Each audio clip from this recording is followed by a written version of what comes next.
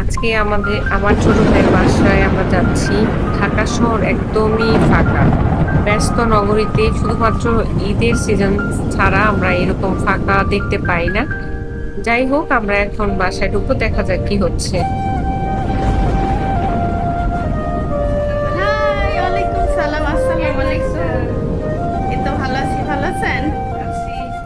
যাই জ্বালাইতে চলে আসছি, জ্বালাইতে ভাইয়ের বাসায় জ্বালাইতে চলে আসছি। এইটা না সবাই জানে, জ্বালাইতে আসে। তাই না? হুম। না, ভাইয়ের বাসায় তো ইয়ার ননদের আসলে তো ভাবির কাছে আসলে তো রিয়া হয়।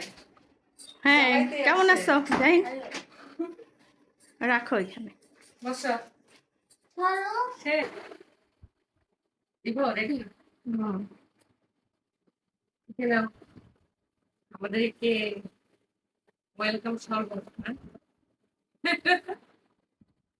শরবত শুরু থেকে ওয়েলকাম শরবত দিচ্ছে আমাদেরকে।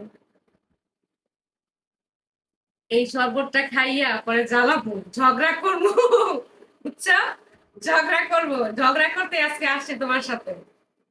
আচ্ছা, করেন। আগে দেখেন শরবতে চিনি বেশি হয়েছে। না, ঠিক আছে। আমি তো ভাবছি মরিচ টরিচ দিয়ে রাখছো নাকি।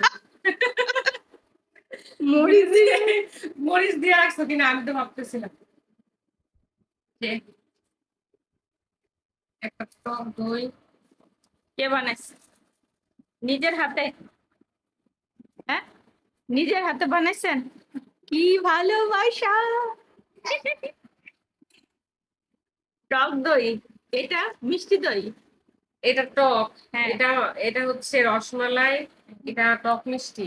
হ্যাঁ, আচ্ছা, রাইখে দেন। আর এগুলো এত কি নিয়ে আসছেন? না, ফল নিয়ে আসছি। বাবা, কত কিছু নিয়ে আসছে! হ্যাঁ, মালটা আনছে। দেখছো কত কিছু নিয়ে আসছে। এটার মধ্যে কি এত কিছু নিয়ে আসে? আপেল। থাক, দেখা।